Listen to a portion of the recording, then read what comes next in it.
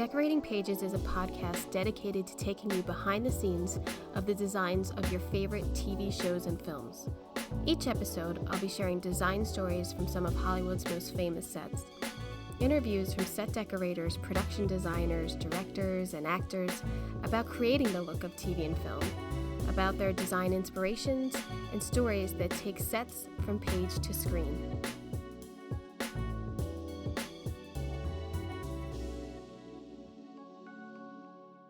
Hello, and welcome to Decorating Pages. I'm your host, Kim Wanup. I know, it's been 7 weeks. It feels like it's been about a year in shooting the last episode for impeachment. I think it took at least a year or two off my life. It's been crazy town times a billion. And I cannot believe every department pulled it off. Like, it was just an enormous amount of work in 5 weeks. It was 4 weeks. It was crazy. I don't think I've ever been a part of anything like that, and I don't kind of think I want to again because it was so stressful.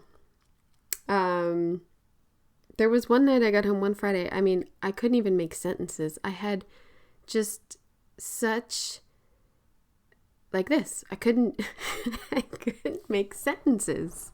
I just was not able to make choices and didn't care and sat on my porch with a glass of wine and stared at a candle. That's what this show brought me to. And I still feel a little, I probably shouldn't even, I'm still fresh. The wound is still fresh. I feel like, Patrick, Alvin, and I always say, that first season of Veep, it was like PTSD after we were done. Like, you just felt like every time the phone rang, it was going to be Veep wanting something. And it took a while for us and we both had that same feeling, talking about it, a month or so after. And I feel like that now.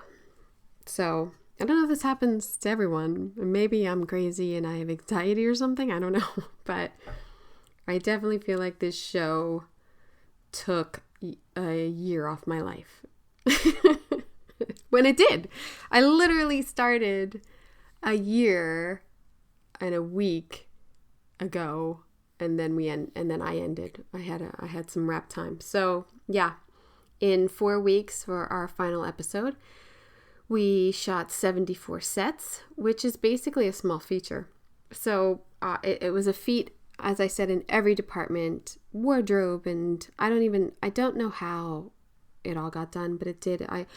I'm impressed by the crew and everyone's sort of passion to get it done with very little guidance, I'd have to say, or steering of the boat. And we all just sort of banded together and our passion set in, and I think it's a beautiful product. I'm so really proud of it, and you'll get to see it. You'll get to see next week what I've been bitching about for a year and a half. It premieres on Fox next Tuesday, September 7th. I think at 9. I don't know. Who cares what time? Everybody DVRs it anyway. So FX next week, impeachment. If you haven't seen a billboard, you're living under a rock. And the promos get better and better, although the first ones wasn't crazy about. But once they start showing clips of the show, super happy. So yeah. Boy, I gotta tell you, I must have some real closeted housewife fans listening to this podcast, because the last episode with Ryan Garten, the set designer, and we talked about the housewives, did bonkers. So I don't know if you re-listened to it or you took notes or you told your friends, but thank you very much. I'm so glad that you enjoyed that, because I certainly did, speaking with him. And yeah, tonight I just got done watching one of the finale of Beverly Hills. Oh my God, I will come up. It's so, Erica, please, you knew. I don't have to talk about it. My next episode, which I can't promise you will be next week, maybe the week after, I want to talk about impeachment. and a bit about the process of, recreating the White House, Linda Tripp's house, and Monica Lewinsky's apartment. And I will tell you that I did get to meet with Monica. I did get to talk to her. We might be Pinterest buddies. I'm not going to confirm. And I'll also, in upcoming episode, I'm going to talk to Simon Dennis, who is the director of photography on Impeachment. And it's the first time I'm interviewing a DP. So that's cool. I kind of like that because I really want to talk about lighting and how decorators light the shows now. I really want to talk about that. So I hope he's ready. He's a great, oh my God, super guy. If you've listened to Jamie McCall, the production designer's interview, or Michael Uppendahl, the director, all we do is gush about how super nice this guy is and so talented. So he's definitely made my work look good. I got no complaints. Great guy. So Emmy voting is closed. So I did fail you in getting some Emmy interviews, but when I tell you I didn't have a minute in the last 7 weeks to devote to it, and I don't want to rush someone and whatnot. So I did reach out to one or two people, and also I hopefully they'll come up too. But everybody's busy, everybody's working, which is fantastic. So I'm super lucky to be able to talk to Sarah McMillan on this episode. Sarah is nominated for her work in the riveting limited series Mare of Easttown. And Sarah's resume has some real hidden gems on them, which when I looked at it, I was like, whoa, these are all interesting projects. How awesome. AMC's Dispatch from Elsewhere, which I haven't seen, but I'm seeking it out. It looks really good. It's got Sally Field in it. I don't know how I missed it. Netflix's Living with Yourself with Paul Rudd. The period film Kill Your Darlings. Her first set decorating job was on Gus Van Sant's Last Days. Hello. And in Starting, she was a set dresser on the Royal Tenenbaums. I mean, that's cool. I just think that's really cool. That's one of my favorite movies. I don't know. I really wanted to just talk to her about that for a long time, but you know how I get. Sarah and I talk about how the hometown vibes for Mare of Easttown were just absolutely perfect detail, and how she captured that for this little fictional town outside of Philadelphia. But to me, it's straight up Delco. I don't know. I just think they went there and shot it. I mean, Sarah took over the series after the pandemic and worked seamlessly with the pre-COVID set decorator Edward McLaughlin to collaborate on her taking over and his vision and hers, and working with a production designer. So she speaks a lot about that process. I'm so grateful that she had time to speak with me. So I hope you enjoy.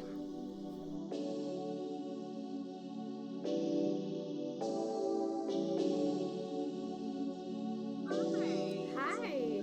Hello. Hi. Lovely to meet you. You're here with me in the car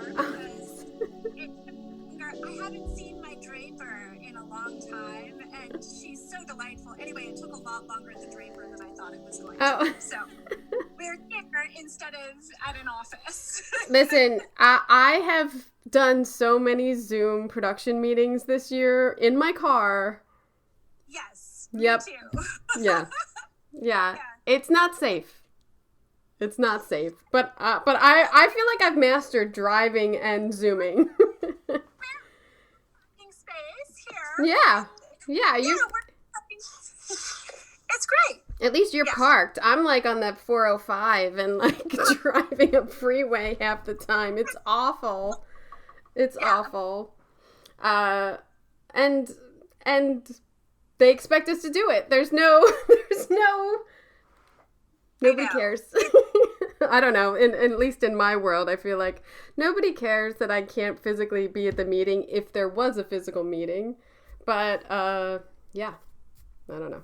I don't like it. I don't like it either. I mean, I feel like we all used to do that in New York. You know, we have drivers, right? But year, none of us are driving with the drivers. And I'm certain that we'll go back to it eventually. But most of us, Yeah, don't give that up. No. Yeah. Definitely. And we are having set deck van drivers anyway.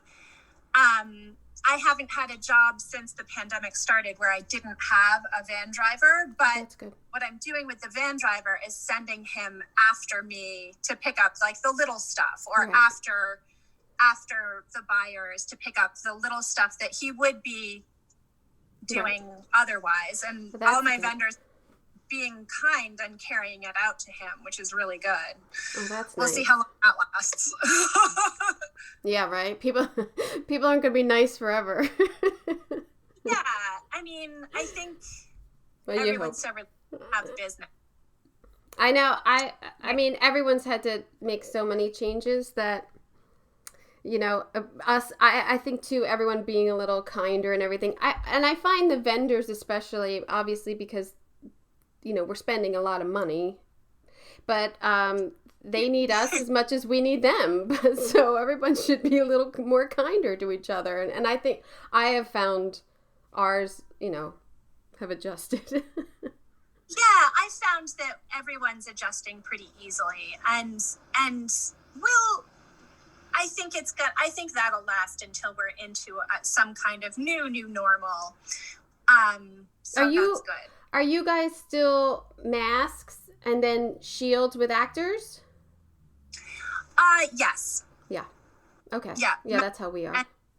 Yeah, so how we are is masks and shields, and eye protection. And they're saying that this is eye protection. Oh, well, that's good. But in addition, so like this behind a face shield with a mask is enough for being with the actors. And then we're just masked in the outer zones. Yeah. While we're testing and in the office and so on and so forth. And then we're testing between 5 and once a week and 5 times a week, depending on how much time you're spending with the shooting crew. Yeah, I was tested 3 times a week because I was zone A, which can be on set.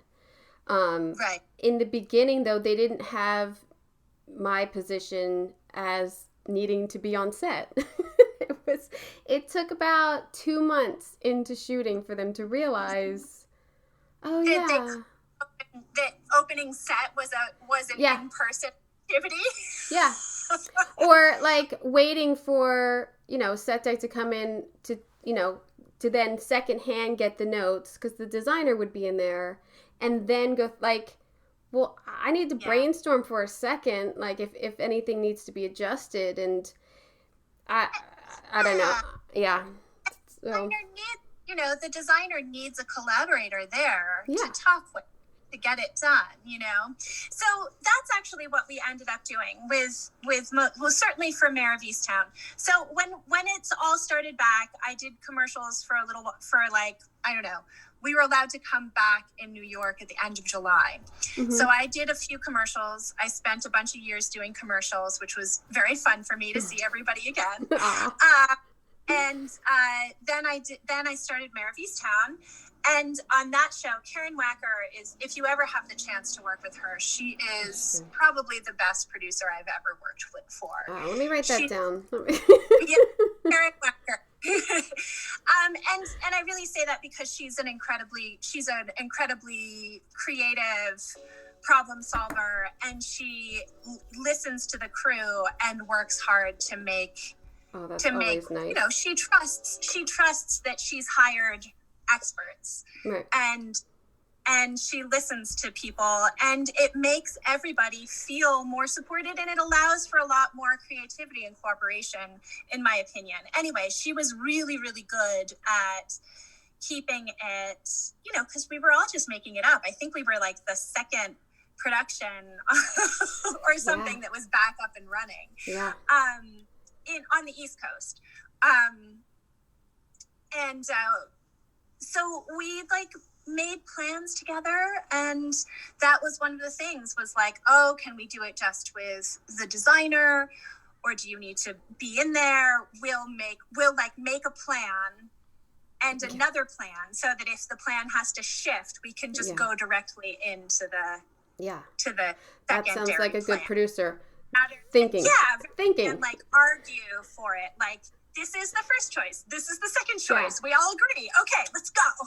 So had you with Mare, had you prepped it before pandemic? No. So the pre-pandemic person was Edward McLaughlin. He was the pre-pandemic decorator, and he is lovely. And I recommend, if you have a chance, to talk to him also if you want to talk with. He doesn't live in Pennsylvania. He lives in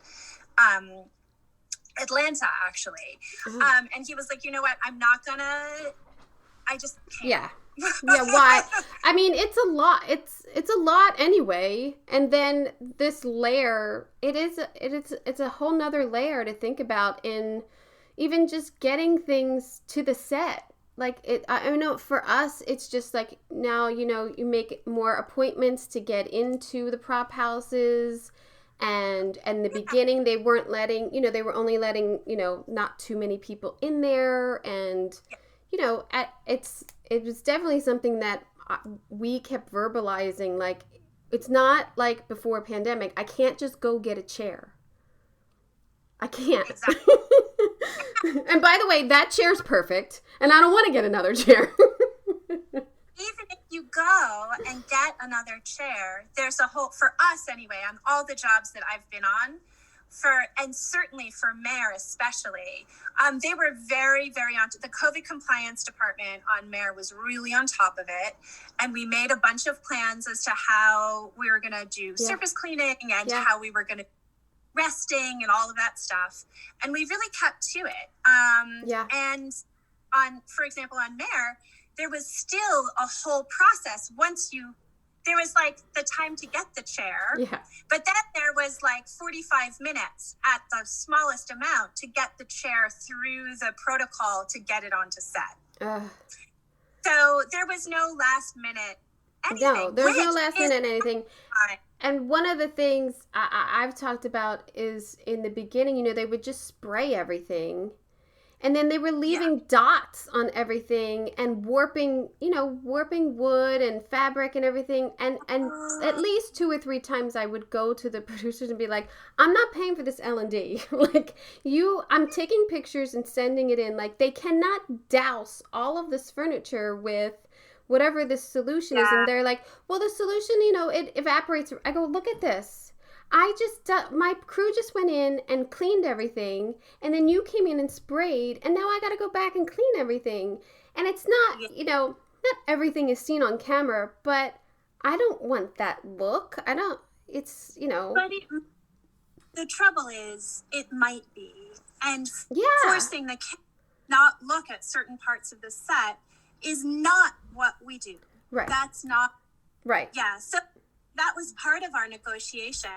I like to work with Harvey Goldberg as a lead man. He is wonderful. He was the lead person on Mare. He came down with us, and which was great. He's a New York lead person, and he has his core crew is New York, but Philadelphia is close enough that, that we could do it. And he was like, listen, the last people to touch the set are not going to be people who don't know the film industry. So we're going to all have a set dresser. We're going to have set dressers with the spray down crew so that there's not that kind of mistake. And Karen, yes. And also Harvey and Karen had worked together before, and they trust and love each other. So it was really great. And that kind of like, that's what I mean about Karen. Like, that sounds awesome. And that kind of like creative problem solving made it so that we weren't losing time, because, if the cameras had come in and had to not look at veneer lifting, right, that burns through so much more money. Oh my God, yes. Like, it's not just the L&D that affects our department. It's the time loss that affects shooting crew. So that's just like, let's burn some money, kids. Like, we got it. How much prep did you have for the episodes? So the whole show was completely cross-boarded from beginning to end. Every show was completely cross-boarded, and the whole thing was complete prior to the beginning of shooting. That's so awesome. That is so awesome. It's smart. It is. Well, it's like doing a movie. You know, you do a movie, there's not many, like, edits or, like, you know, maybe they throw in a scene or something, but they're not going to change scenes and dialogue on a daily basis. Unless it's John Wick.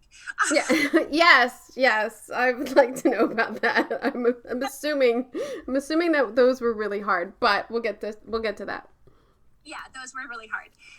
But also really, really fun. I love working with David, and working with that director of photography is just a dream. It's a dream to work for somebody who has such a beautiful vision of the world. Like, his eye is just magnificent. It makes such a difference for us. It makes just such a difference. And you get so much more proud of, like, oh my God, I knew you could do it, Cher. I knew you could do that. Like, look how good you look. Like, yeah. So we, I forget how much prep time we had. They actually, because Edward took some time to come to the conclusion that he wasn't going to be able to do it. Yeah. So I forget how much prep time we had at the beginning.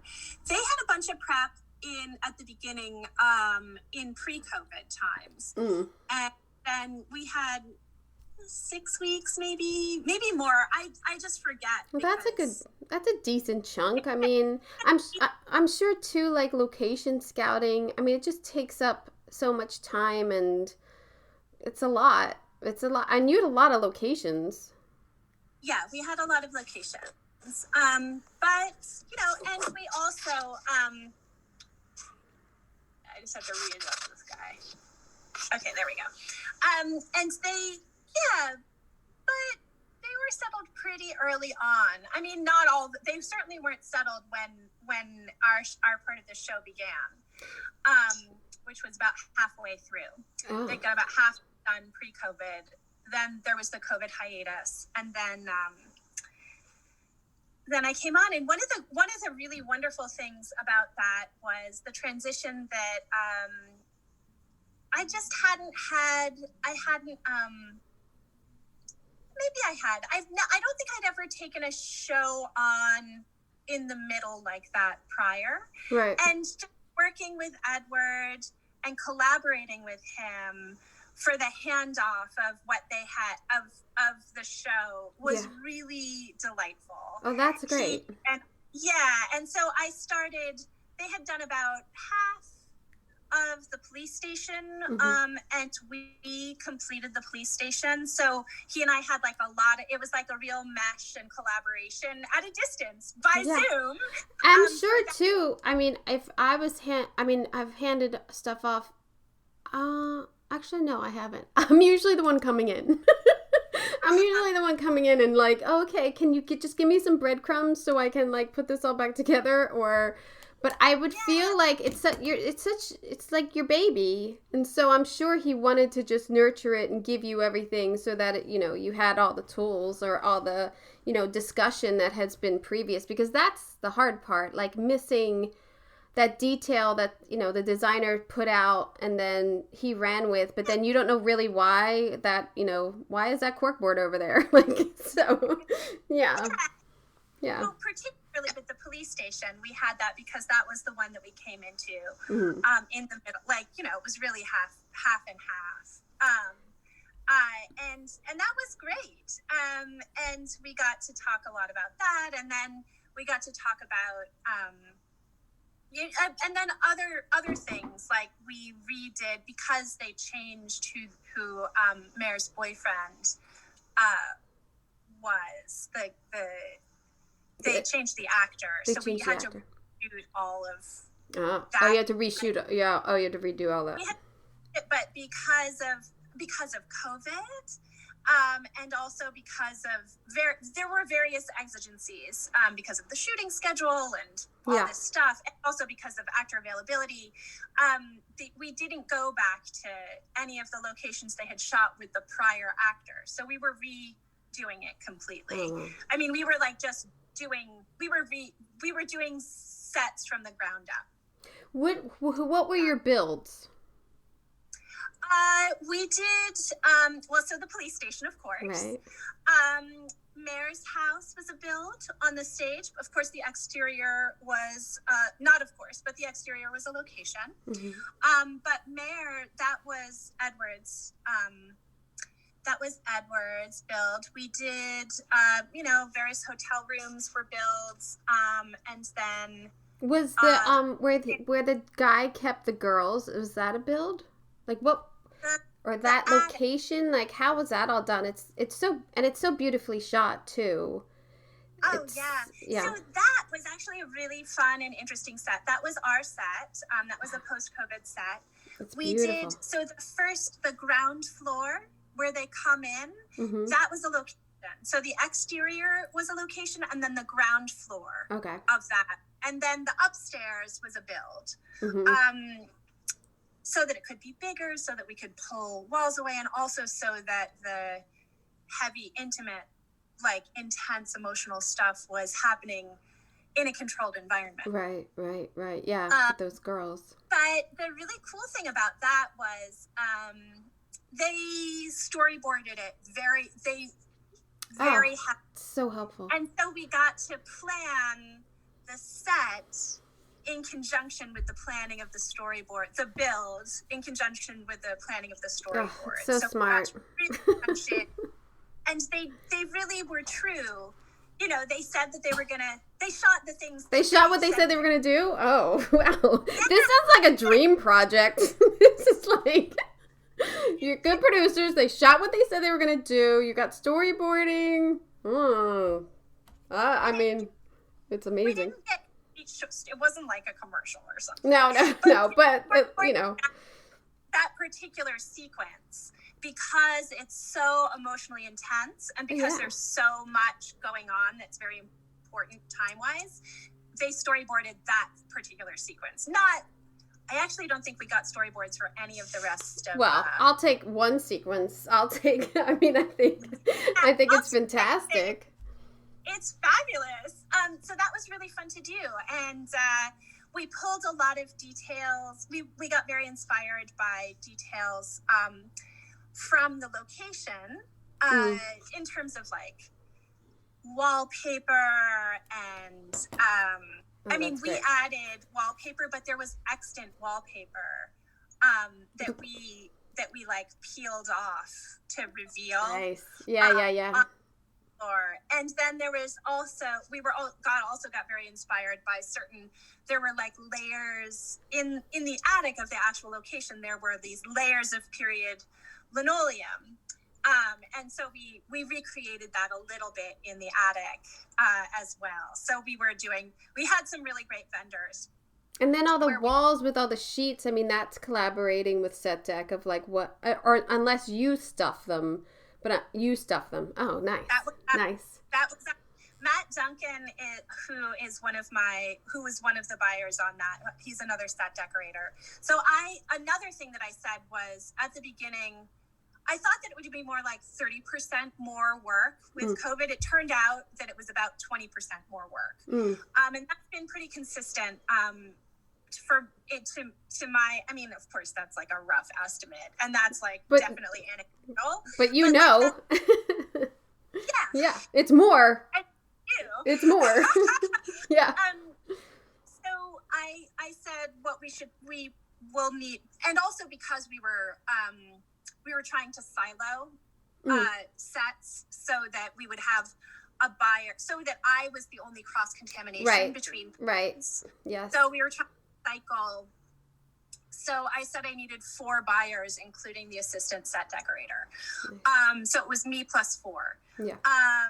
And anyway, Matt Duncan is an amazing artist in his like other life.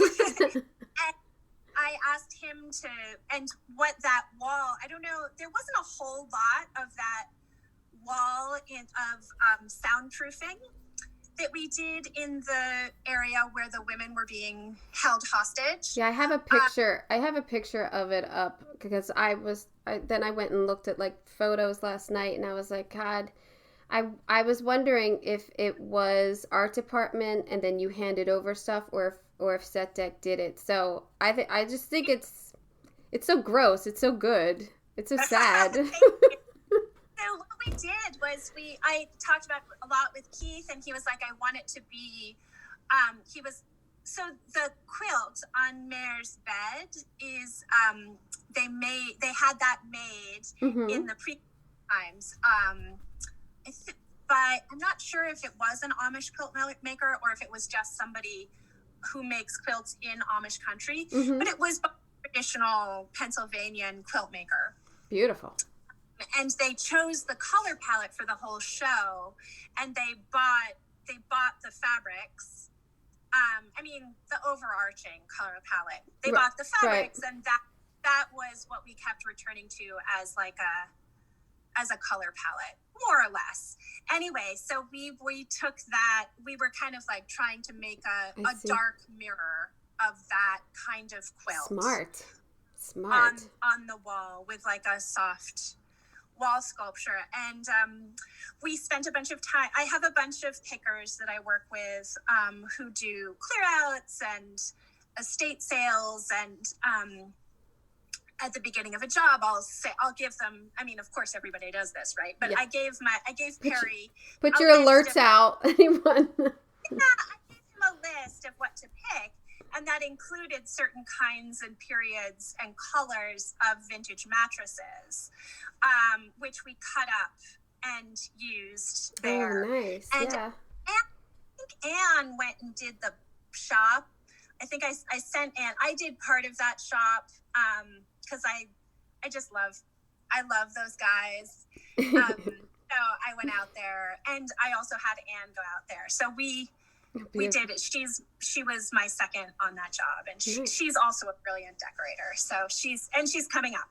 Oh, nice. She's not yet, but she'll another couple jobs. I know. All these new faces, and it's so great. And then at the same time, I'm like, I used to be a new face. Now I'm old. Now I'm an old face. It's like, but you got it. And I think it's too, just a sidebar. Like, you got to teach everybody. Like, you got to help. Like the way we were helped, if you were, and I'm always like, I'm trying always to be like, hey, look at this, or this is how I do my budget, or this, but yeah, it's always, and weirdly enough, on our show, we made a hall call and no one was available here. And so my coordinator was able to get a couple days into our union, which I was like, that is like the rainbow of sunshine on this dreaded stormy path we've been on for a year. So I'm super happy for anyone who'd like just, because it's so hard. It's so stupid. It's so hard to get in. It's so stupid. But yeah, that's great to hear that, like, coming up and talented. It's always great. Yeah, very talented, interested, committed. Anyway, we got her. She was a PA with me and David on a job that we did. I was seconding for David, and she came on. She was she had been working for our lead man's wife in her business, where she sells vintage glasses frames. Oh. And and he was like, well, Anne's smart, why don't you hire her? See, it's not who you know, it's who remembers you. I am firmly believing it's not like you could know a million people, but if you're not memorable and you're not, on someone's mind, you're not going to get thought of. Like, that's just... It's relationships. Yeah. Like... Yeah. Right. If you make yourself indispensable to somebody, they think of you. Yeah. You gotta be the thorn. Thorn amongst roses, I think. That's what I did. So we did that. We did it with, with vintage mattresses and bedding and clothing that we spent a bunch of time pulling together. And then some of it think we bought all of that stuff pretty much. But so there was like a little bit of a drapery in front of the area where the one woman who had been captive for so long was staying. And then her bed. That fabric actually was a piece of fabric that Edward had found in the pre-COVID times, and me and the draper Janice just had fallen in love with how beautifully it moved, and so we like teed it down because it was kind of a hot red plaid. We'd like teed it down and we got it down, and then the Scenics came in and did some work with the edges and stuff, and so that was another like, oh, we're gonna put some of Edward in here too, so that part of the set too, you know what I mean? So there is such a collaboration. I'm feeling that you know, the influence and or, you know, having the communication with him, and that's awesome. That's awesome. I mean, the communication was really at the beginning of the show, and by the time we shot that towards the end. But we still had that like warm feeling, you know, towards him and those ideas. So we really wanted the show to have the same kind of like both warmth and the same kind of intense, tangled Gordian knot community structure throughout it, because it does have this intense. Yeah, it's so good. That's what the show is really about. It's a portrait of a town that has these intensities and is bound by those intensities, bound together as a community, and both good and bad. And so we wanted to, so we were trying to put that in there. So did you have like a Philly expert in there? Like, did you have? Yeah, you had some. So one of our buyers, Joanna Hartel, grew up in Philadelphia. Nice. We had like tons of research of interior people's houses. We had a bunch of really, really talented set dressers from who are both Local 52, which is the New York and the East Coast union, but who are also Local 8, which is the Philadelphia specific union. Anyway, who's like, Lisa was unbelievably talented. And she's a brilliant set dresser. She's not a decorator and doesn't want to be. And so we had a real conversation about that. And then who else? We had Michael Mizrahi. He's also from Philadelphia. Nice. A little bit at the beginning, buying with us. So we had a bunch of Philadelphia experts. That's cool. And we were in constant communication, but also we just had tons of research. And we were constantly going back to that. So and helpful. Then for Edward's side, he had his buyers were both Philadelphia, and we had a bunch of people who had been dressers on the pre-COVID half, who came with us on the post-COVID half, and so there was a continuity there. I had worked with a bunch of them on dispatches from elsewhere, so I had a relationship with them already. Oh, that's great. And also I had done dispatches. Oh, and then Allison has been she's not from Philadelphia, but she's moved there. She fell in love. And Allison is one of my dearest friends, and is a dynamite set decorator. And she fell in love and moved to Philadelphia. Well, there you go. I always thought somehow I'd move back, but it never seemed to happen. Or like whenever I looked for jobs or I looked into Local 8, like it never seemed to like work out, or I'd get a job here when I thought I could go. So I don't know. I mean, that, by the way, it's a town where there's enough work coming through now in this golden age of television that we seem to be having, and I sort of am anticipating it's going to continue for at least 8 more years, or more or less. I hope. Maybe more. I hope so too. Yeah. I feel like it's good for the like expansion of creativity in the industry. I think it's really good. I just want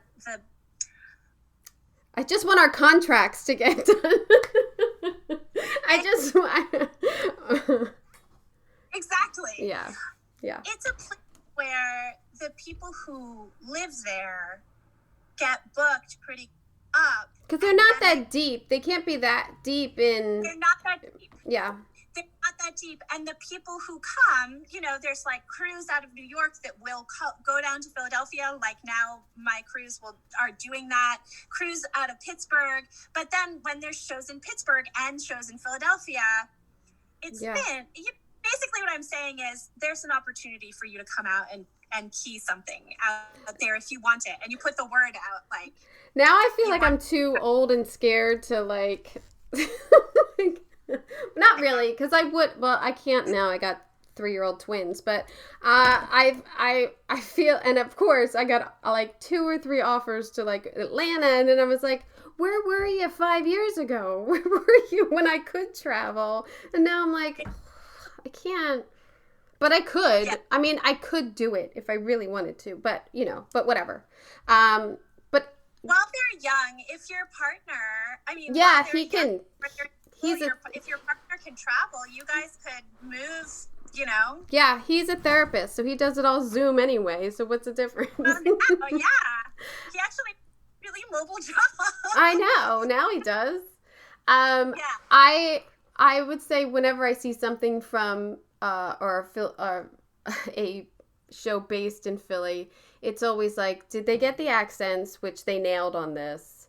And then did they get the nuances and the, like, I hate to say, like, the grittiness of Philly? Like, everyone's got nice stuff, but it's not, like, unless you're shooting that, and unless it's that story. But it's always, like, nice stuff from, like, a generation ago.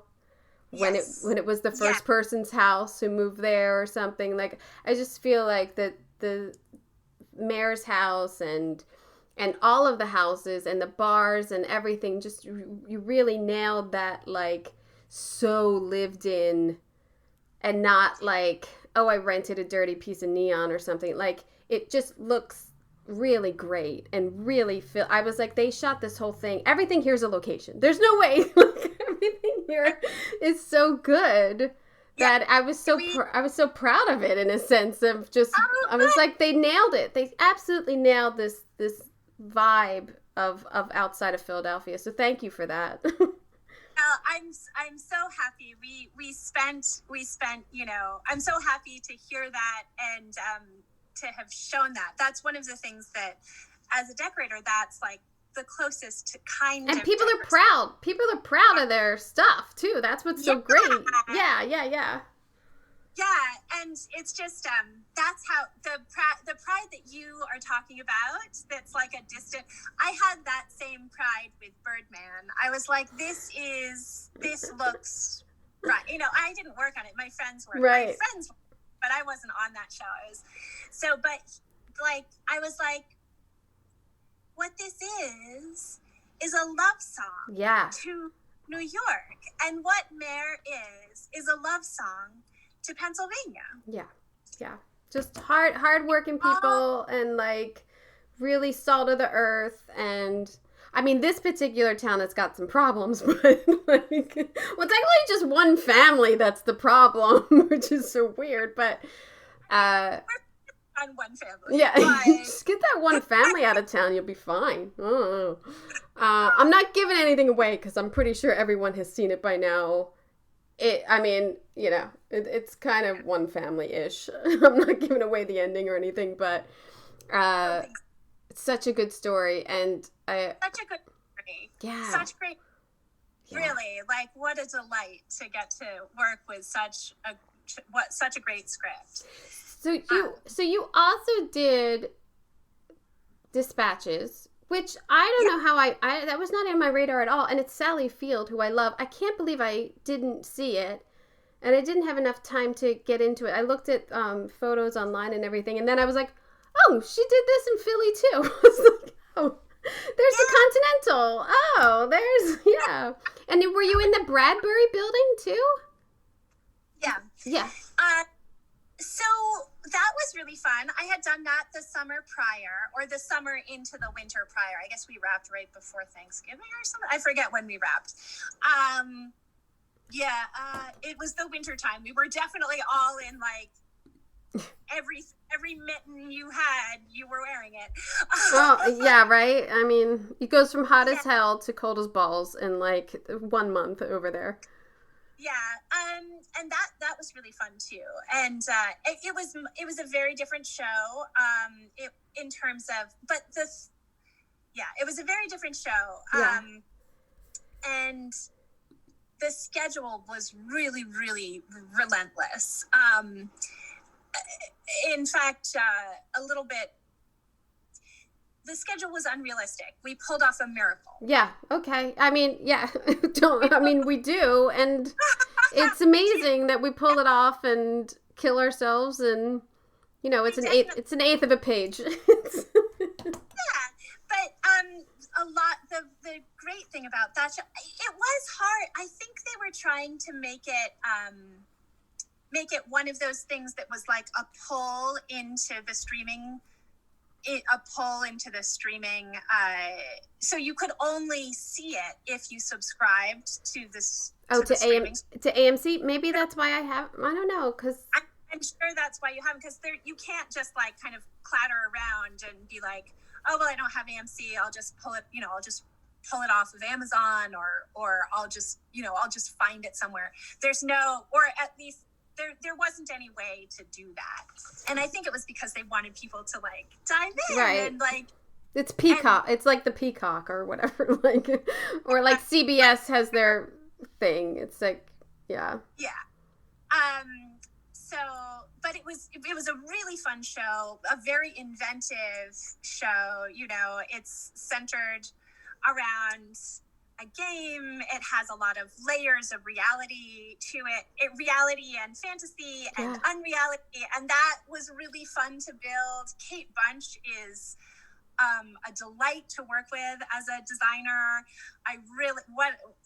Really fun, really nice, delightful, collaboration and sparking, and like great, fast decision making together, which was what good. That show needed, because it was just, like I said, it was a relentless train. But we had a great crew, and on that one, Allison Froling was my second, and of course that show is also very Philly centric, but a different world, like center city, like downtown, like yeah. Yeah. And like Philly Magic Gardens. It's kind of like and the beautiful murals, and the artistic, that part of, and there, so the magical realism is a place that my heart also really goes to, and that I love to do. And so that was the real pleasure on that one. I have to say that a lot of the same crew that was on that show was on Mare. That's so nice. It's so nice to see a familiar face. Oh yeah, and also you have like a working language already, which is great. Yeah. So at the end, I don't know, I was saying goodbye to Squares, who's the special effects person on both shows, and he was like, yeah, this was a fun show, but like it was no dispatches. Because of the stuff that we got to do. Right, which right. was all magical. It was all magical. I know. I'm really gonna seek that out, because I was like, where did this come from? I hate that you could. I mean, look, I'm pretty aware of everything. I try to be. Yeah. And I was like, I never heard of this. Where did this come from? This is crazy. But yeah, so I'm gonna try to seek that out, and especially because it's also Philly and everything. But I don't know. Yeah, I think So anyway, it was a very fun show to do. There you have it. And then Well, we jumped right into it just because I guess we like to talk. But I usually start with, how did you get in? How did you get into this world? Yeah, so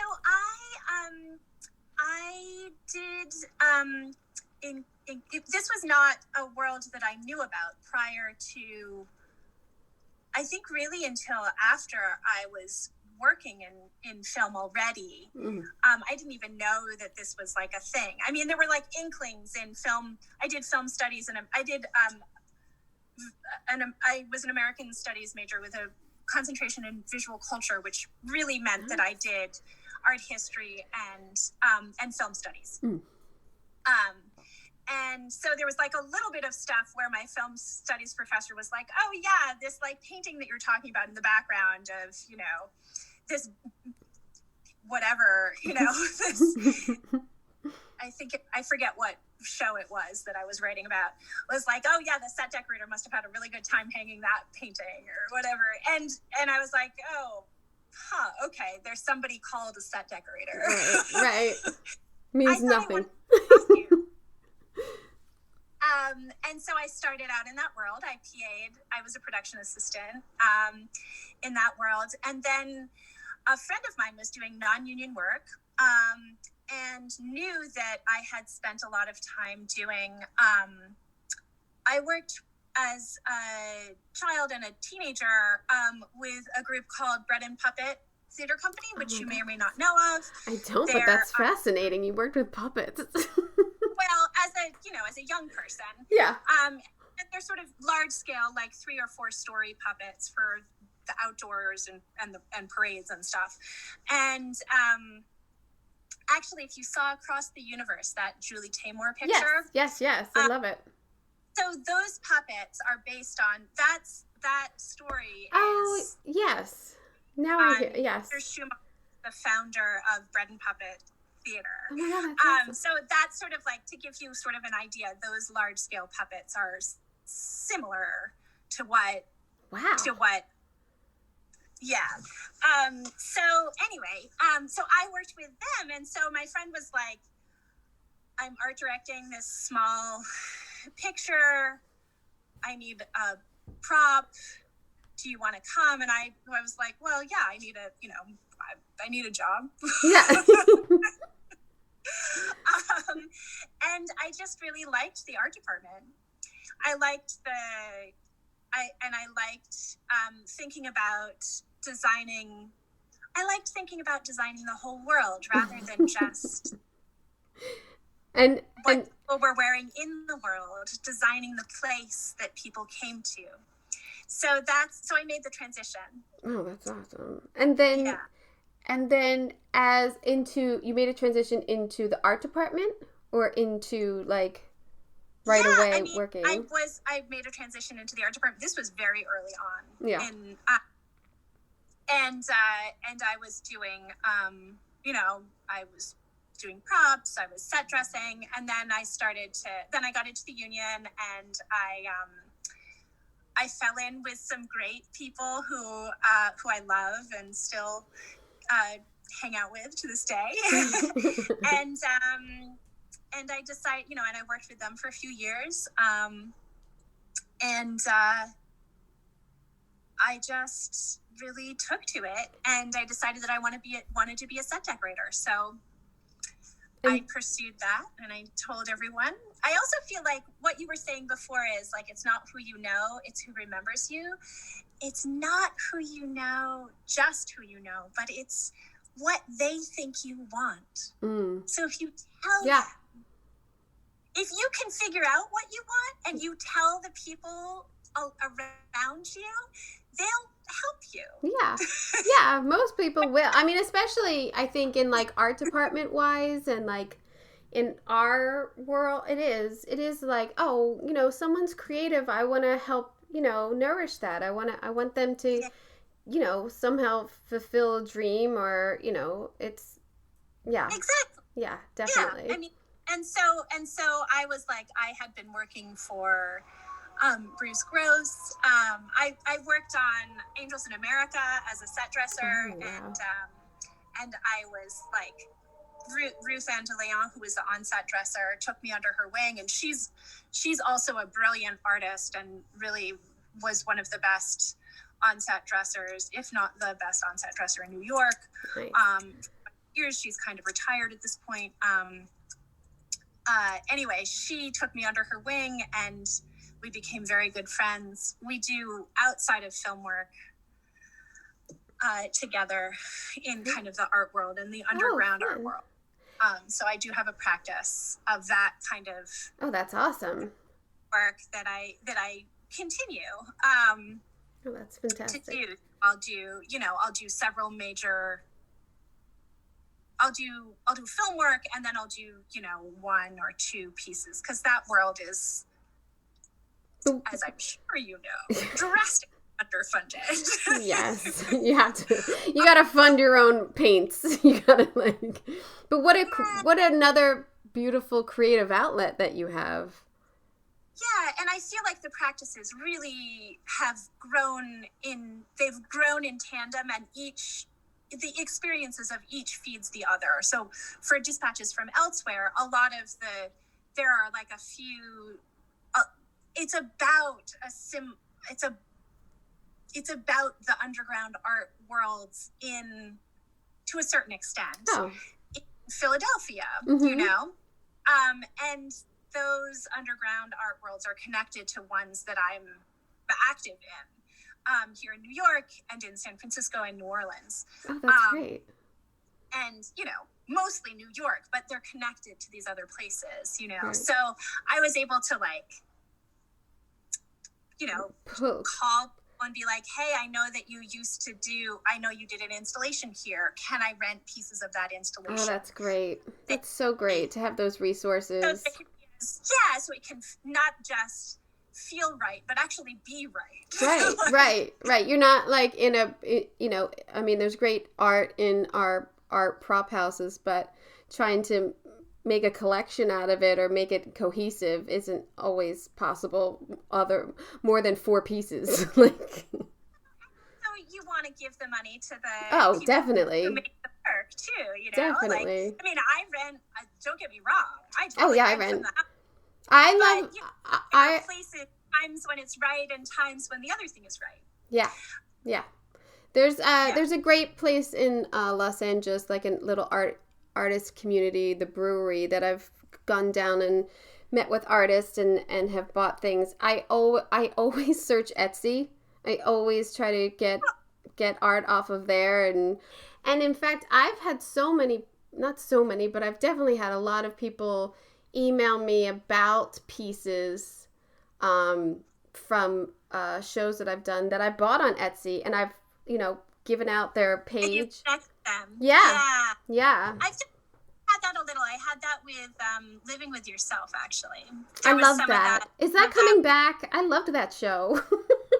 I think it is. They had said we stored a little bit of it, but they didn't think that it was going to come back. So I don't think it will.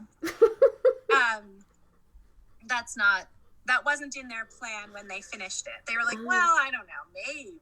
I mean, they left like a really big cliffhanger, didn't they? Like the chick was pregnant or something. Like it was like a really good like ending of like, oh, season 2. Bummer. I know. But they didn't feel like it like that. They felt like, and if it comes back, as I recall, it wasn't going to be about that. It was going to be an anthology. Oh, well. It felt like the story, rather than like about the progression of those people's lives, the story was about that moment in their lives where they were struggling with fertility and struggling with like identity resolution, so that like that story did finish. True. To that. So, I thought Paul Rudd was really good in it too. Oh, he was great. Watching the dailies was great. I'm sure. Can I ask, how many typewriters did you have to get for Can You Ever Forgive Me? Let's see. I mean, I think we probably, I don't know. I think that was a really good movie, and I think it was under the radar. I thought that was like super interesting. I never heard about it, really. I mean, this true story about this woman forging letters and all the lengths that she went to. And I thought Melissa McCarthy was so good in it. I love that movie. Was that They were terrific. That was a great pleasure. That was with one of my favorite production designers, who's also one of my close friends, Stephen Carter, who's such a dream to work with and such a wonderful person. And I just love that creative conversation. I love how invested he is in storytelling with architecture, which is of course what we do. And I love the kind of story that was. Yeah. And I feel like it's important to tell the story of just prior to this great change in technology that we've had, that we're actually talking on right now. Right. Which just prior to the cell phone, and even more to the point, just prior to the transition to smartphones. So just prior to having a computer in your pocket at all times. This was telling the story of a time where the written word was on paper. Yeah, it's beautiful. And that was really wonderful to tell. Remember those days? Yeah. And people younger than us, the ones coming up now, don't remember those days. I know, it's crazy. Her apartment was wonderful, I must say. Like that classic like New York apartment, and that whole color palette of her, and even with the wardrobe, and like just how she's washed out, and I just thought I think that movie is a gem. I really liked it. It's one of my favorite projects. Yeah, that I've worked on. Beautifully done. I loved doing it, and it was really a delight to do. And you went into those huge libraries and everything. Was that shot all in New York in libraries? It was shot primarily in New York. Yeah. A little bit out of town, but almost entirely in New York. Nice. So that was I don't remember. Was that late 80s? Yeah. And early 90s. And early 90s. I just got done doing the 90s. I'm so sick of the 90s. I'm doing a little bit. The thing that I'm starting to do on Tuesday, I'm starting up on, well, I guess I've really started it already,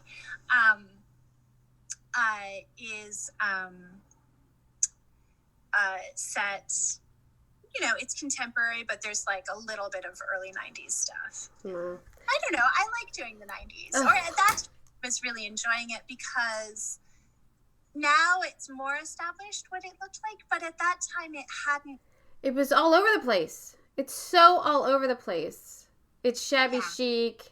It's black and white. Like it's like that remnants of the 80s geometric is still, but like with neon, like it's so all over the place. But I'm rewatching The Sopranos. Oh, fun! Oh, it's so good. And I had watched like one or two episodes in like preparation and everything, just looking at their palette and such. But I'm really watching it now, and I'm like, I should have watched this a year ago. Like, all of it is so. But it's so tacky 90s. It's so like that Jersey tacky 90s. Yeah. It's so good though. Like they had a great time doing that job. They really did. HBO, that was one of the places where they were like, we're gonna put movie money into this so that it looks like so that it looks right. Yeah. We're gonna do it right, and they did. And to me, there's but when you get into like other people's apartments, like lesser characters, it's not overdressed. It's realistic. And I think that's always hard for the DP or this, or can we get a picture over here and everything. And it's done really well in not a super cheesy way. I just find it realistic, I feel like that, it has to be a collaboration. That's a serious collaboration between the director of photography and the on-set dresser. There has to be a real understanding between those three people to make that look in America anyway. Yeah. Maybe not in France. Yeah. But maybe not in France. But it's commitment. In America. Yeah, it's commitment not to put a picture on every wall. And yeah. Because that's not how the world is. And so it feels, if you're going to look at the world, if you're going to look at the whole set, that's not what it looks like. Yeah. We did a lot of work. Keith and I and Edward too, are very much on the same page about that. We did a lot of work on that on Mare to make sure that it was realistic. The way the world is, not the way we show it, but the way it is. Yeah. So, with various design interventions to tell the story, but. And you're right. It definitely, I've said more than on one show to different, on-set dressers, you're my voice when I'm not here. Don't you dare put a picture on this wall. It's been discussed. We've done it, and inevitably it's always like, hey, we're seeing that wall. Are you sure? And it's like, I'm absolutely sure. Do not do it. Don't move the picture over into frame. Just let it be what it is. And I think in how we're all doing elevated design of realism now. I think a lot of our shows want realism. I don't think the argument is there as much, but it's still there. It's still there, and it's there, even if it's not in the words, it's in the visual culture of American filmmaking, and in particular, American TV making, right? Right, yeah, so, TV especially. But it's in both of those places. And it's hard to get yourself out of it, but I think we are. Well, I always said, move the camera. Don't move my shit, move the camera. Why would I move this whole thing over 3 inches? Just move your shot. I don't know. Just move the camera or move the block. I don't know. Yeah. And that can be, and certainly I feel like our on-set dresser for Mare, Aaron Pitts, was good at that. And he was very good at being communicative when they were asking him to do stuff that Keith and I had been like, just, this is how this wall is. These are the reasons why. Yeah. This is what we hear. Yeah. And then also being very clear about this is some stuff. This is the table of stuff that you can pull from. This other stuff. But also, if they're asking for a major change, they're turning around in a 3-wall set or something, which they did do. And I'm so relieved that they did not use the footage. Oh my God. I know. Call me. It doesn't matter what time of day or night it is. I shit my pants every time I see the on. Yeah. So you're not out here by yourself without the goods, it's total panic every time I see the on-set dresser's name pop up. I'm always like, oh no, what's wrong? And this one, Jordan Steinberg, who I've worked with many times, he learned to answer the phone everything's okay. Someone wanted to know if you could have the flowers, or everything's fine. I was just wondering about this for later on. And I'm always like, oh, thank God I've trained you well. It's so nice to work with people for a long period of time. I think on this next one, I'm gonna have somebody. It's not going to be Aaron. It's going to be Emily, I think. But maybe. But he was on the last show that I did too. Yeah, he was really such a delight. Really great guy. What was your experience with Gus Van Sant? And that's your first credited decorating job. My God. Yeah, that was my first job. That's awesome. How? That was a tiny movie, right? And yeah, that was very hard and good, and I feel like I learned a ton. Tim had become friends with Harris, and I had been, Harris Savitas, who shot that job, who, may he rest in peace, that great man who gave so much to cinematography. And he was like, you want to do this small job? And I was like, yes. Because I had said those things, right. around. I'd been like, I think I want to decorate. And, people heard. Right. So yeah, that's what it was. It was crazy. But it's also very contained, as you can see. I don't know if you saw that job or not. Oh yeah, I've seen it. It's very contained. It's one house. We dressed everything and then we shot it. So it wasn't like a normal job where everything was, and then we shot it. That was nice, though. You didn't have to say, like, oh, we're going to be shooting downstairs while you guys have to go dress upstairs. Yeah, it wasn't like that. No. Well, I mean, I guess there's like a party scene that we didn't dress until later. Mm. And maybe the police station we might not have. But the main section the house was all dressed at the beginning. God, what a first gig. And it was, so that was a standing mansion in upstate New York. And not that far upstate, a little bit up the Hudson. Yeah, we all lived together. Oh. In a house. It was very wild. I mean, not Gus Van Sant. Right. But it's the whole department, whole camera department. We all lived in this one house. And, it felt very, I don't know, it felt very wild. And, yeah. I guess that lends to the experience, like, what's on the film, too. You're almost, like, living all together in one house and, like, yeah. I also, that job, I had Jeff Stark with me, which was great. I don't know if he is on the roll credits or not, but he came out and he was my second. He's someone from my other world, from my art and underground events world and stuff. Mm-hmm.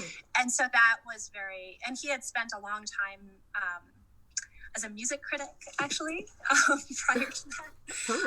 So it felt really, so that kind of lent itself to that feeling as well, because it was this other. It was bringing a different group dynamic to the. Were you a Nirvana fan? I mean, I liked Nirvana. I saw them. Oh wow, that's cool. I never got to see them. I mean, I'm not like a huge fan, but like I never got to see them. That's cool. Yeah, it was cool. But it wasn't like my center thing or something. I mean, I liked them, but I wasn't like. Yeah. I would say I'm the same. Oh yeah, they're good. Yeah. Yeah, I get it. And then there was like Lorinda who cried for a week when he killed himself, like in high school. Like, yeah, I mean, so it was. I didn't cry. I was just like, oh, that was dumb. But not knowing, you don't know what's going on in somebody's head. But yeah. Yeah, you do. There's not a way. There's not a way to know. Because I love Royal Tenenbaums, I have to ask about that. Set dressed on the Royal Tenenbaums. I was just a set dresser. I know, but still, like those sets, everything to me is just it's definitely one of those movies I just throw on. Like I just love it, and I feel like I'm influenced by it, or I see something new every time I watch it. Yeah, it was really fun to do. It was very fun to be a set dresser on it. It was early in my career. I was working with a crew of people who I love. Rob DeMar, Millicent Fearon, Scotty Rosenstock was the lead man on that job, and I worked with him for a few years. And the decorators were terrific. Carolyn Cartwright was the New York decorator, and she, and then Sandy Wasco. Oh wow! You know her? I know her name. I know her work. I know her. Yeah. Yeah. I loved them both. Later, I had this hiccup where I was like, maybe I should be a serious person with like a real job. Oh, we all go through that because we're like, what am I doing? People are saving lives and I'm picking up tassels. Well, I wasn't like transitioning to save lives. I was like, maybe I should become an architect. Yeah. So I did a program at the Graduate School of Design at Harvard. And Sandy wrote a recommendation for me, which was so sweet. Oh, wow. And then I was like, yeah, no. Yeah. Thanks, no thanks. This was fun, but the fun parts of the GSD program that I did are what I already get to do. Right. And like the change would be getting paid less. Yeah. Your suicide rate is higher. To do less interesting work. Yeah. I mean, the math. Do that. I want to keep doing spaceships. And yeah. Like, who knows? Who knows what you're going to be doing? Like an architect, you kind of know what you're going to be doing. There's not like a huge, but ours is like, oh, you're going to do a spaceship next week. You're going to do a jungle the week after. Like, it's cool. Yeah. It's normal. Totally normal. It's so wonderful. And then in that though, that kind of leads me to like John Wick, which is just mind blowing how many sets and visuals and everything, and the palette is so, oh my gosh, like how is it to work on those? Well, that's actually a great pleasure. I love working hard and fast like that, and I love working with David Schlesinger. I second for him. I just love him. I love the way he thinks. He's a person who likes, like I do, and like many of us do, who likes to learn the depth of the special areas, so that when the people who have the special knowledge about the space that you're in are looking at it, they're able to relax and enjoy the show rather than be like, wait a minute, that's wrong and this is wrong. Right. They're able to just like look and be delighted by it. So that's the kind of, I don't know, for John Wick, we did a lot of research like that. So for, I guess, 2 or 3? I think it was 3 actually, where we did where he goes to the doctor. We did all this research and we hired some specialists for the assassin doctor who Chinatown and does Chinese medicine in addition to Western medicine. And so we got to, talk to the oldest, to like the family who owns the oldest herbal medicine, Chinese herb store in America. And they were our specialist experts for that set, for example. So that was really fun. And I don't know. It is like you never thought you'd be researching these things that we dive into in these projects. And that's always hands down my favorite part, is doing the research, learning something new. Why is it designed like that? Why does it look like that? It's just talking and getting to talk to the people who do have the depth of knowledge. Yeah. For it. No, it's so great. I love that. Of those spaces. Yeah. And so getting into those subcultures is really, really wonderful. I love doing that world. And it's that kind of, it's the near dystopian alternative future. Yeah, it's fun. You get to the freedom. You have freedom, although there's always rules, but the freedom in it is really nice. Yeah, it's very delightful to get to do that and have that kind of like focus and investment in those spaces. And huge sets. Yep. Yeah. Yeah, it was very fun. Huge. Are you watching anything good? We just started watching Hacks. What a pleasure. So good. It's so funny. Yeah. And it's gorgeous. Yeah, it is. Oh my God. Did that? I don't know. Off the top Ellen, of my head, I can't. Oh God. I forget her name.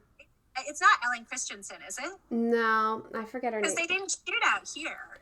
Of course I forget her name. Hold on. I have it right here. Do I have it right here? No, I don't have it right here.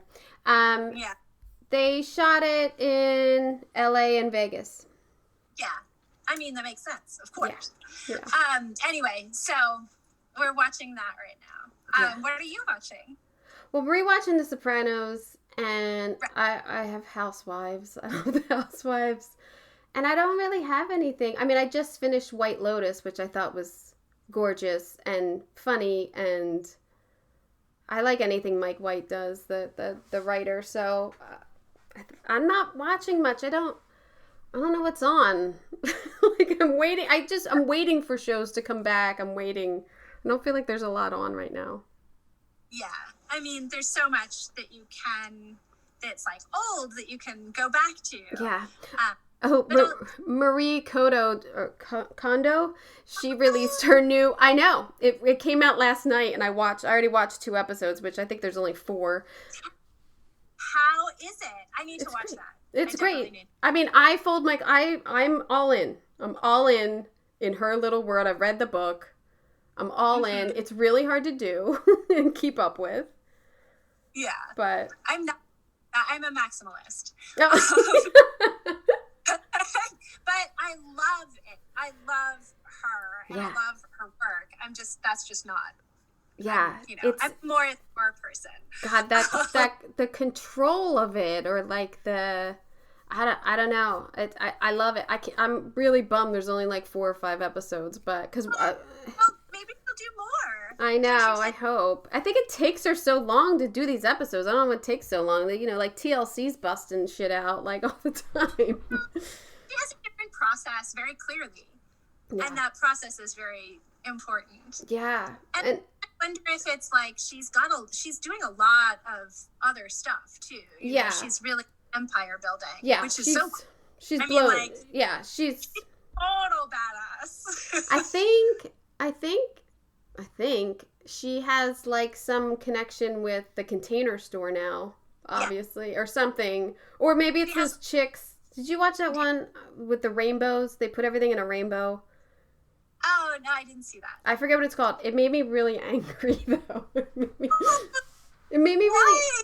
Because just because you put it in a rainbow, I mean, people didn't get rid of their shit. They just put it in a rainbow. Like, you just organized... I don't know. They're like professional organizers, and it's on Netflix, and I refuse to remember the name because I was so angry about it. But... Right. And I think they have a line of Container Store too, which makes me angry. Oh, wait a minute. Is that the Novogratz people? It's 2 chicks. Oh, different thing. Oh, I don't know. I don't know who it is. Yeah, it's 2 chicks, and I'm like, ugh, we all do that. Why do you get millions of dollars? Because you got a pretty Instagram page? Like, I get really upset about it.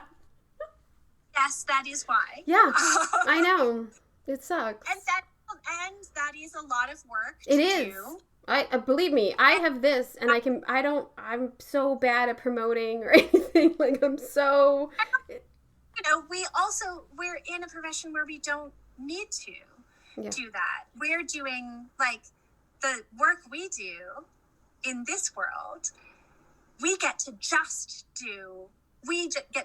build how the world on screen looks. Right. There's, like, literally hundreds of people who do the promotion. Yeah, I don't know. So, it's so great. It's so funny you say that, though, because the promos just came out for the show that I'm doing. It airs next week, and a promo design team came in and shot it. Like, we weren't a part of it, and we hated what they did. Like, they took our sets and they rearranged, and it was almost like offensive of like, why did you do that? Like, I hope nobody thinks that I put all of those portraits on the wall like that, or like, it was just sort of like, but now they're like showing clips of the show, which is like, whew. But the designer and I were not into how they designed and shot the 2 big promos, and we're like, that's a bummer. I've never had that happen before. Yeah, I've always had the promo team, like, interface with me and the designer and had it come. I've never had it that other way. I just got the text. Okay. I need to hop into this other meeting. Yes. Thank you so much. Good luck. I know, I mean, I think I hope your ace is there. Good luck. Are you going? I'm not going to go. I'm just starting this new show. So nice. I'm going to stay out here, and the designer, she's moving up from, she's done a little bit. She's an old friend nice. Who's moving from being an art director. And she's like a very good friend. So nice. Well, that should be good. Yeah, I want us to hit the ground running. Yes. Well, good luck. Thank you so much for giving me this time. I know I like popped into you and was like, hey. So thank you. It's been a pleasure. And good luck with your new show. Thanks. And are you finishing? Is that right? I just finished last week, and then I'm starting up a show in like October. So I have a month off. I'm enjoying it. Well, enjoy your month. Thank you. Enjoy Thank you. With the like relaxed feeling that you have. Isn't Sarah just darling? She's so sweet. And she sat there in her car the whole time. I felt so bad, but I've done it. I've taken many meetings in my car, and it sucks. But sometimes it's the only place that's quiet and nice. So I don't blame her. But just to hear the amount of detail that went into Mare of Easttown and the research that her and her crew did, and these, really good set dressers who were into the detail. And Sarah also wanted me to mention that Kamitha Cashin, who was Edward's buyer in the pre-COVID portion of the show, was a Philly expert and really helped her in creating the look. I can't even go on about the value of a great buyer. I could not have done the last year and a half without the buyers that I had of Haley Contestable, Ashley Rice, Jennifer Mills, Jane Madden, Ethan Goodwin, who was there before COVID. They're just essential. And just finding and seeking out these exact pieces that are needed to tell the character's story. A good buyer is invaluable. And the support that you get from them is just something that you really need in your dark days. So it's a true talent to be a good buyer. And I've said it before. So, yeah. And it sounds like Sarah has great crews, whether she's working in Philadelphia or New York. So that's great. I mean, she definitely seems supported on all of her projects that she was talking about. So thank you so much, Sarah, for letting us in on Mare. It was awesome. Thank you. On our next episode, I'm going to talk about the sets in the premiere of Impeachment. And I'm also going to talk a little bit about how to wrap out a show and not lose your mind. Because there's a lot to do, especially with the assets that you acquire over purchasing in the show. Tons of paperwork and L&D and, swapping things out for prop houses. It's a process. And as I said, I'll be interviewing DP Simon Dennis, talking about his work on Impeachment and other shows like Peaky Blinders. He did Ratchet, The Politician, and like 100 more. This guy works. You look at this guy's resume, you're like, have you slept in the last 10 years? It's crazy. So I hope you got an earful. I'm Kim Wanup for Decorating Pages. I hope you have a happy Labor Day weekend and relax on a Stogie Floaty. Stogie Floaty Luxury Pool Float. Float in style. Available now on Etsy and stogiefloaty.com. Welcome to Pro Tips for the Pros, brought to you by Floor & Decor Bailey's Crossroads. In this series, we'll explore essential advice for professional contractors to deliver outstanding renovation results. Let's dive in. After completing the renovation, follow up with the customer to ensure their satisfaction and address any remaining concerns. Provide maintenance tips and guidance to help them preserve the results of the renovation for years to come. Thank you for joining us for this pro tip on planning thorough renovations. Stay tuned for more expert advice brought to you by Floor & Decor Bailey's Crossroads. A lot of people tolerate ordinary. Ordinary bathrooms, kitchens, entryways. Well, not on your watch. If you're a pro, you've got a new partner in town. Floor & Decor. From tile to wood to stone, Floor & Decor has more styles and job lot quantities of Schluter, Mapei, Laticrete, and other brands pros trust. Come see a whole new way to wow with Floor & Decor. Coming soon to Bailey's Crossroads.